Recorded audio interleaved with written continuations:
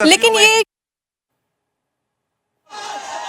तर आपण पाहतोय राजधानी दिल्लीमध्ये सध्या अभूतपूर्व अशी ही परिस्थिती निर्माण झालेली आहे। आंदोलक संसदेच्या परिसरात पोहोचलेले आहेत, त्यामुळे पोलिसांची आपने बहुत सही ये रेलेवेंट सवाल किया है। इसमें अभी जैसे कि सहयोगी नीरज बता रहे थे, जो नेहरू जो यूथ कांग्रेस का ऑफिस है वहां से जंतर मंतर की दूरी महज 2 से 300 मीटर या ज्यादा से ज्यादा मुश्किल से मान लीजिए आधा किलोमीटर होगी। अब जो ये प्रदर्शनकारी जो जा रहे थे उनको जंतर मंतर की ओर न जाने देकर वहां पे जमने दिया गया, ये हैरानी की बात है। यूथ कांग्रेस जो रायसीना हिल्स है जहां पर पूर्व एचआरडी मिनिस्टर ठीक है। और तर संसदेचे दरवाजे बंद करण्यात आलेले आहेत, सुरक्षेमध्ये प्रचंड वाढ करण्यात आलेली आहे। आंदोलकांवर अश्रुधुरांच्या नळकांड्या फोडल्या जात आहेत। धर्मेंद्र प्रधान यांच्या राजीनाम्यासाठी विद्यार्थी आक्रमक झालेले आपल्याला पाहायला मिळत आहेत। पेपर फुटी आणि धर्मेंद्र प्रधान यांच्या राजीनाम्यासाठी दिल्लीमध्ये सुरू असलेले हे आंदोलन आपण पाहतोय वो लगातार बढ़ते जा रहा है। हालांकि इससे कुछ देर पहले पुलिस ने आरपीएफ ने यहाँ पे टीयर गैस सेल किए थे, प्रोटेस्टर्स को यहाँ से भगाने की कोशिश की थी। प्रोटेस्टर्स को यहाँ पे कुछ देर के लिए खदेड़ा भी था, लेकिन उसके बाद अगर आप देखिए दोबारा प्रोटेस्टर्स जो है वो यहाँ पे जमा होते जा रहे हैं। और कहीं ना कहीं अगर आप देखें वो भीड़ की जो संख्या है वो कहीं ना कहीं बढ़ते जा रही है। पार्लियामेंट सेक्शन जो है वो यहाँ से सिर्फ महज कुछ ही मीटर्स की दूरी पे चल रहा है। अगर गिनती से कहा जाए 500 से 600 मीटर की दूरी पे यहाँ पे पार्लियामेंट सेक्शन चल रहा है।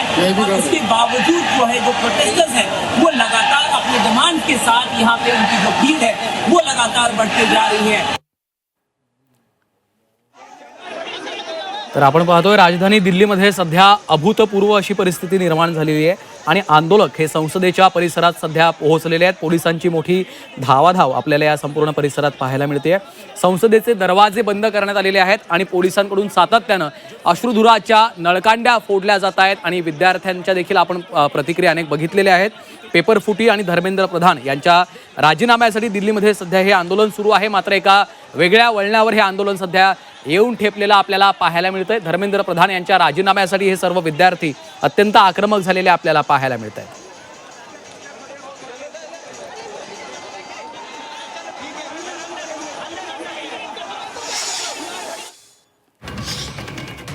तर संजय राऊत यांनी आता सरन्यायाधीशांचे धन्यवाद मानलेले आहेत। आजच्या चळवळीचं श्रेय हे सरन्यायाधीशांना जातं असं खासदार संजय राऊत यांनी म्हटलेलं आहे। सुप्त चैतन्य जागृत केल्याबद्दल तुमचे आभार असं देखील संजय राऊत यांनी म्हटलेलं आहे। सोशल मीडियावर शिवसेना ठाकरे पक्षाचे खासदार संजय राऊतांनी ही भूमिका व्यक्त केलेली आहे। संजय राऊतांनी थेट सरन्यायाधीशांचेच धन्यवाद मानलेले आहेत। त्यांनी आपल्या पोस्टमध्ये काय म्हटलेलं आहे पाहूया।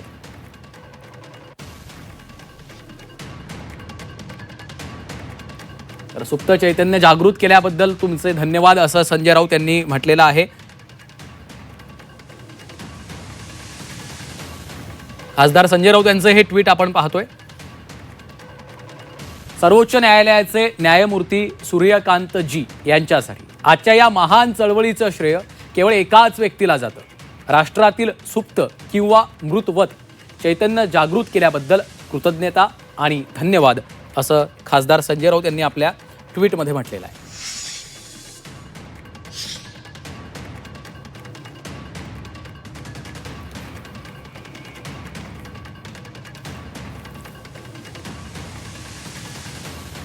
नेचर है, इन्होंने नेचर को भी बदलने का काम कर रहे हैं, वो नहीं होने वाला है। तर संजय राऊत यांनी सरन्यायाधीशांचे धन्यवाद मानलेले आहेत। ही दृश्य आपण पाहतोय। राजधानी दिल्लीमध्ये सध्या अभूतपूर्व अशी परिस्थिती निर्माण झालेली आहे। या तरुण विद्यार्थ्यांना, तरुण आंदोलकांना अश्रुधुरांच्या नळकांड्यांचा सामना करावा लागतोय। तो आप इन तस्वीरों में देखिए, नारों को सुनिए। प्रधान से मुलाकात की है। इतना ही मैं कहूँगी, जब बात करके इसको सॉल्व करना चाहिए कि आप नौजवानों और छात्रों का विश्वास शिक्षा प्रणाली से, परीक्षा प्रणाली से उठ गया है। इस सरकार में जैसे कि छात्रों की गूंज कार्यक्रम में राहुल जी ने विस्तृत जानकारी दी, इस सरकार में पिछले 12 साल में रिकॉर्ड पेपर लीकों की घटना घटित हुई है। और पेपर लीक ही नहीं, जो रिक्रूटमेंट के एग्जाम रहते हैं अलग अलग सर्विस कमीशन द्वारा उनके भी पेपर लीक हो रहे हैं। बड़े बड़े पेपर लीक माफिया पनप रहे हैं और जिनको जिम्मेदारी लेनी चाहिए, जो शिक्षा मंत्री हैं देश के धर्मेंद्र प्रधान, वो इस पर अच्छा जवाब भी नहीं दे पा रहे।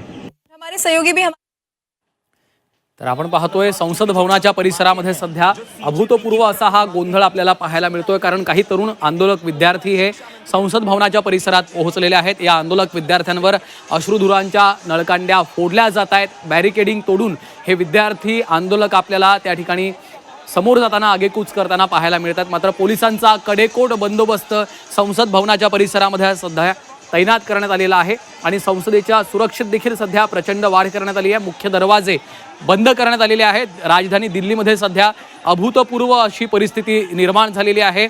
दुसरीकडे संसदेच्या पावसाळी अधिवेशनाचा आजचा पहिलाच दिवस आहे। पे जो प्रदर्शन हुआ था, जब तोप चढ़ा दी गई थी प्रदर्शनकारियों के ऊपर, कुछ ऐसा ही नजारा, कुछ ऐसी कोशिश प्रदर्शनकारियों की तरफ से और जिस ढंग से इंस्टिगेट किया जाता, उकसाया जा रहा था और पुलिस का बैरिकेड तोड़ा जा रहा था। पुलिस भी कहीं ना कहीं एक तरह से देखा गया कि पहले तो स्ट्रेटेजी होती है पुलिस की कि जो प्रदर्शनकारी है उनको एग्जॉस्ट होने दिया जाए, उनको थका दिया जाए ताकि उनको गिरफ्तारी करने में, उनको हिरासत में लेने में आसानी हो जाए। कुछ इस स्ट्रेटेजी पर काम करी थी, लेकिन अचानक ये प्रदर्शनकारी हावी हो गए और जब संसद के बेहद नजदीक पहुंच गए तब सीनियर ऑफिसर्स वो तो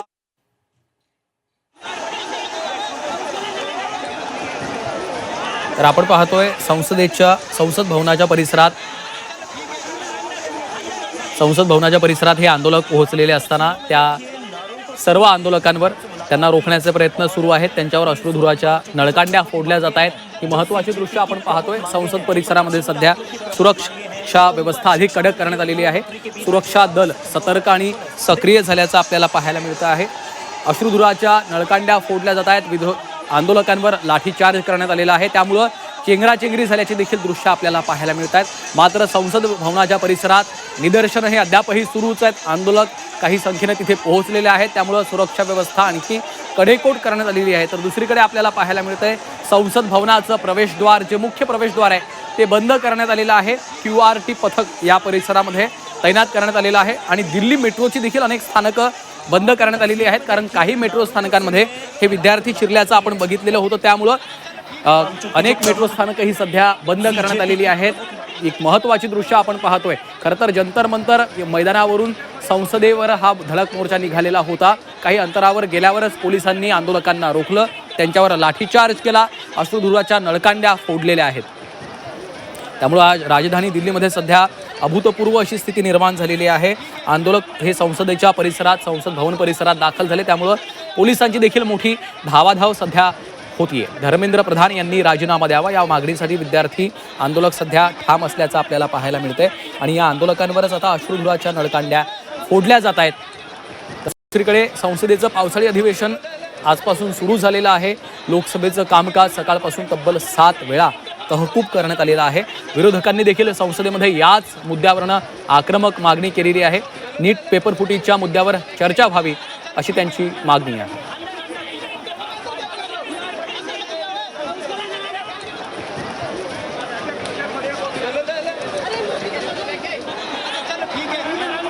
देखिए, डिप्लॉयमेंट बहुत बड़ी संख्या में पुलिस का रखा गया है, क्योंकि भीड़ बहुत ज़्यादा थी और उस भीड़ को किसी तरह से कंट्रोल करना है, इसलिए डिप्लॉयमेंट बहुत ज़्यादा रखी गई है। और